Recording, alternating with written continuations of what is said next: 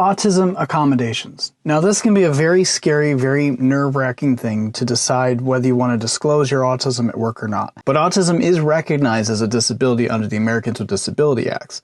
If you do decide you need to ask for accommodations at work, the first thing you want to think about is reasonable accommodations. What falls under reasonable can be different depending on the job, depending on your work situation, depending on what your work considers as reasonable. I did when I asked for my accommodations was I started with a list of the things that are overwhelming me, a list of the things that I'm having trouble with, or the list of things that I find that are to be the barriers for me for where my autism and my work kind of collide. And then I sort of worked backwards from there to figure out, okay, what are the areas where I could use more help with or more support with, or I just need a different way into that thing. Now, in my favorite book, Self-Care for Autistic People, Dr. Megan Neff has actually got a small section on this where she breaks down some accommodation ideas to consider. Sensory breaks, dedicated, focused work time, flexible work schedules. This is my favorite. Clear, direct, written feedback. Clear, direct, written feedback is also really important if you have to do recorded meetings regularly, if you're doing in-person meetings or you're doing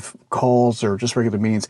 To have an agenda before that meeting is a reasonable accommodation. To have a regularly scheduled call, especially if it's a check-in with your boss, and then having follow-up, written instructions that come after the meeting in case you have, like I do, processing delays where you may not necessarily catch all that or not be able to take enough notes on all that stuff. Another thing Dr. Neff recommends is noise-reducing workspace, ability to use noise-canceling headphones, use of fidget toys or fidget tools, adjustable lighting, providing consistent routine and clear expectations.